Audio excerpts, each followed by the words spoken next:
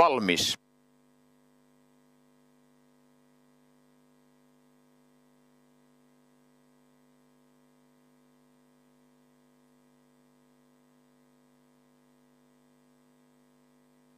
Yksi.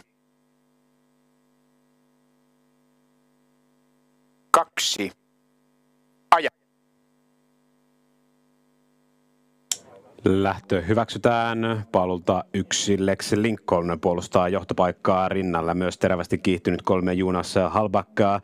Ei pääse edelleen Lex Lincolnista, kun kaare koittaa. Ja karteessa mennään kyllä reipasta. 2 Ironi seuraa kärkiparia. Sitten 4 Mo Salah 4. 5 Udi Norden 5.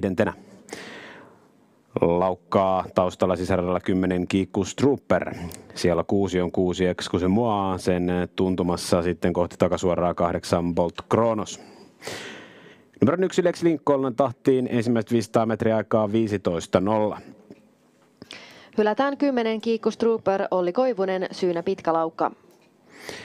Kärki 5, hieman irti muista ja tosiaan siitä hieman väliä numero 6 Excuse Moi on 6. Bolt Kronos 7. ja sen tuntumassa 14 Con Salvo. Sitten 11 Bitcoin de Arc, sen sisäpuolella tai oikeastaan nyt takana 7 Mr. Reddington. Bitcoin de Arc jatkaakin toista rataa pitkin. Toisella radalla viimeisenä 13 Golan de Haveur ja 15 Main States ja viimeinen sisällä 12 Hierro Boko. Etusuoralle 4 Mo Salah iskee nyt kärkihevosen numero 1 Lex Lincoln ulkopuolelle ja pyytää kyytiä. 15,6 oli kierroksen tempo.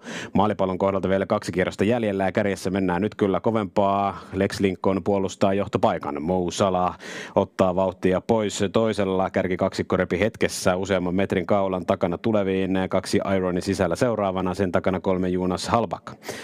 Toisella 5 Udi Norden jälleen nyt ensimmäisenä, kun Mo Salah tällä hetkellä johtavan kannassa. Excuse Moi numero 6 toinen ulkona, 3. ulkona 8 Bolt Kronos, 4. ulkona 14 Con Salvo ja sen taakse 5. ulos 13 Golan de Afor, sisärataa 5. puolestaan 11 Bitcoin de Arc, toisella viimeisinä 15 Main States, 12 Hierro Boko, viimeinen sisällä 7 Mr. Reddington.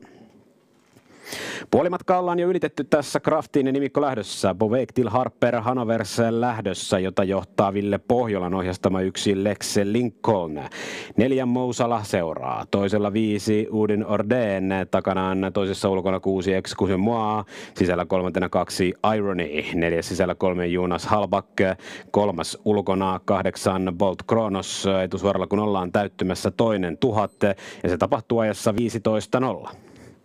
Excuse Moi numero 6, toisesta ulkoa nyt 3. rataa Udi Nordenin ulkopuolelle. Toista rataa näin nyt tällä hetkellä 3. 14 Con Salvo, 4. 13 Golan de Afor, sen takana 15 Main States hännillä sisällä 5. ensinnäkin 11 Bitcoin de Arc, sen edestä Jonas Halbach nostaa 3. ulos, Mr. Reddington sisällä, nyt 5. sen takaa Hierro Boko viimeiseen ulos.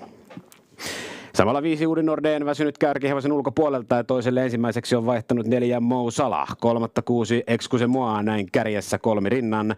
Täyteen tulee kisan 5. väliaika-ajassa 14.0. Ja 6 Excuse Moi jatkaa vahvasti 3. rataa. Ei pääse kuitenkaan sisäpuolen hevosista ohi ainakaan vielä, kun päätöspoikas käyntiin. 3 Jonas Halbach 3. rataa nyt toisena. Lex Lincoln keulasta taipuu Mo Salahille. Excuse Moi kääntää toiselle. Bolt Kronos jälleen näin pussissa. Ulkoratoja jatkaa hyvin myös 13 Golan de Afor, samoin 15 Main States, jotka ilmoittautuvat mukaan taistelemaan parhaista paloista. Mo Salah kuitenkin johtaa, kun tullaan loppusuoralle. Excuse Moi tippunut kyydistä. Hyvin jatkaa 3 Jonas Halbach, samoin ulkoa 13 Golan de Afor. 100 jäljellä ja 3 Jonas Halbach jyrää kärkeen. Viimeisen iskun sanooko kuitenkin 13 Golan de Afor.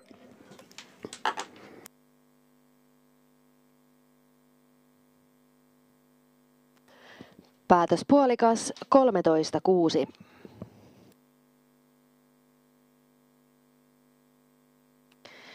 Kolmetoista minuuttia 8. lähdön esittelyyn. Defilering om 13 minuter.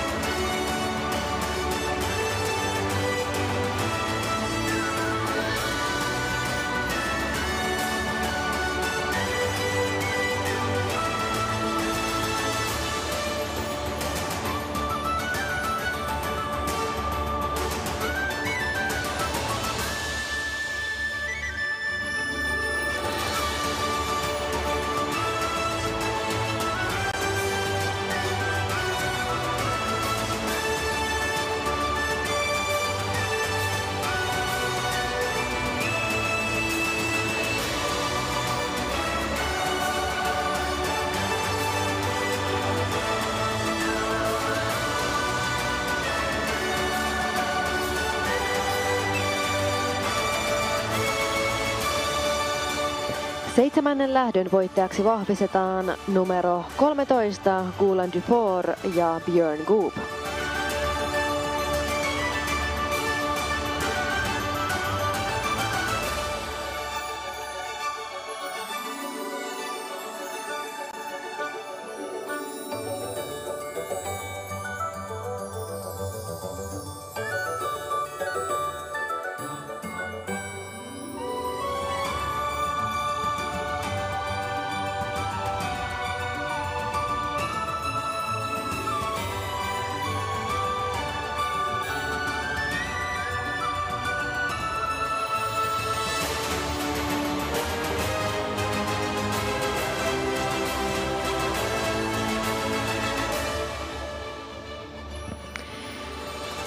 Kraft på väg till Harper Hanovers lähdön on voittanut numerolla 13 kilpailut Gulan Dufour.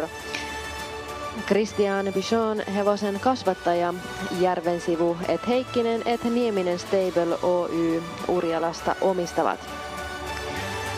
Markku Nieminen valmentaa. Tämä oli Markun talliin iltapäivän toinen voitto ja Johanna Kyläkoski hoitaa ja on myöskin esittelemässä hevosta etusuoralla. Björn Goop ohjasti ja voittoaika on 13.8. Voittajaa seremoniapaikalla onnittelemassa Oranta Egusin talousjohtaja Merja von Weissenberg ja Kraft Suomen markkinointipäällikkö Sirkku Korkeamäki. Björn Goop, grattis, onneksi olkoon. Hän lämmittelee tässä jo Betting Paceria, Finlandia-ajon osallistujansa numerolla 5, kiiruhti suoraan tuolta Golan Dufourin rattailta Betting Pacerin kanssa lämmityspuuhiin. Ja niinpä tänne seremoniapaikalle saapuu Golan Dufourin taustavoimista iloinen nainen Johanna Kyläkoski, ja hänen kanssa nyt sitten keskustelemme ja juttelemme tietenkin myös Armo Heikkisen kanssa. Hän on osaomistaja Golan Dufourin omistavassa kolmikossa ja siitä vielä voittajajoukkueen halaukset. Ja täältä tulee kutsu myöskin Harper Hanoverin lähtöön Ruotsin maalle. Malmrot ojentaa kutsun Golan Dufourille ja Johanna Kyläkoski, olenpa melkein varma, että sinnehän te myöskin lähdette, eikö niin? Ilman muuta, se on ollut haaveena tämän hevosen kohdalla alusta lähtien. No lähteekö Ansio matkakaveriksi, Seppele-ajon voittaja? Oliko siitä mitään puhetta? No sitä en osaa sanoa, mutta kyllähän me retkeillä tykätään. Kyllä. Ja Sulvala hieno paikka. Kyllä, paras paikka. No Vermokin hyvä. Golan Dufour voitti tänään tuloksella 13,8. Millä silmillä sinä ja muut katsoitte lähtöä tuolta aidan takaa? Siis tätä juoksua on aivan hirveä katsoa, kun näyttää, että ei se mene yhtään mihinkään ja mutkittelee ja on laiska ja näin, mutta kyllä se sieltä vasta yhtäkkiä tulee. Eli siis yleensäkin ravilähtö on jännittävä katsoa, mutta tämän ravilähtö on vielä entistä jännittävämpi. No jotenkin joo, kun ei siitä oikein saa mitään selvää, että minkälainen se sitten on minäkin päivänä. Että se on aika lunkikaveri tuolla eikä mitään ihmeellisyyksiä. Niin... Mitä Björn Goop ehti sulle sanoa lähdön jälkeen? Ei sano vaan, että hevonen oli hyvä, mutta piti lähteä lämmittämään, niin ei keritty siinä sen kummemmin jutella. No 5. ulkoa se latasi kuitenkin viimeisen kierroksen ulkoratoja pitkin tosi vahvasti. Ja tässä oli paalulla saanut Jonas Halbak esimerkiksi tarkan selkäreissun, meinas päästä karkuun, mutta täällä on aika kova voiton tahto selvästi. On joo, ja se tulee loppua kyllä tulisesti, että se haluaa voittaa. Kerro vähän Golan Dufourista. No tässä sanotkin, että siitä ei oikein ota selvää, mutta nyt olette muutaman kuukauden päässeet tutustumaan, niin millainen tapaus se on? No se on ihan kuin pikkuvarsa, että vaikka se on ton ikäinen, niin se on tosi leikkisä ja semmoinen vekkulihevonen. Vekkulihevonen. Katsotaan mihin se yltää tuolla Harper Hanoverissa. On niitä lähtöjä ennenkin Ranskan pojat voittaneet pitkiltä pakeilta. Onnea koko tiimi. Kiitos. Ja herra Heikkinen, Jarmo, jos saan sua pyytää vielä tänne. Hän on nimittäin tästä H-kirjaimesta tuttu mies, vaikkapa Santtu Raitalan ajoasusta, eli Santun sponsori ja Golan Dufourin omistaja, osaomistaja. Onneksi olkoon. Kiitos. Oliko sut helppo houkutella tähän kimppaan mukaan? No oli.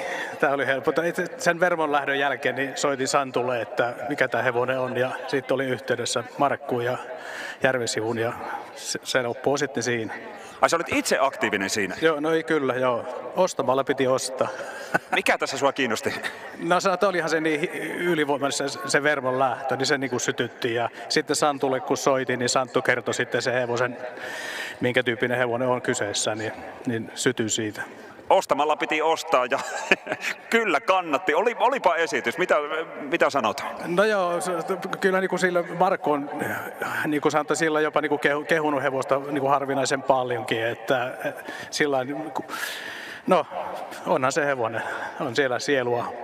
Sillä on todella sielua, se oli hyvin sanottu. Jarmo Heikkinen, mites muuten ravihevoskuulumiset tällä hetkellä? No sanotaan, yksi myytiin pois tällä viikkoa ja tuo Rahajamatsi. Ja sitten nyt nuoria hevosia on tulossa, 3-vuotiaita on tulossa nyt tälle kesälle. Nuorissa on tulevaisuus ja niin on myöskin vähän vanhemmissa ranskalaisissa. Tsemppiä sulle tähän hienoon harrastukseen ja kovasti onnea. Kiitos, kiitos. Hän on osaamistaja Jarmo Heikkinen, kovat satsaukset raviurheiluun tuottavat tulosta.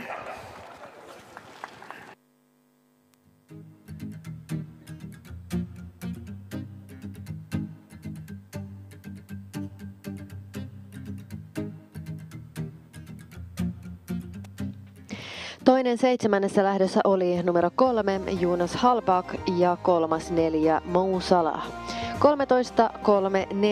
lähdön 7 tulojärjestys.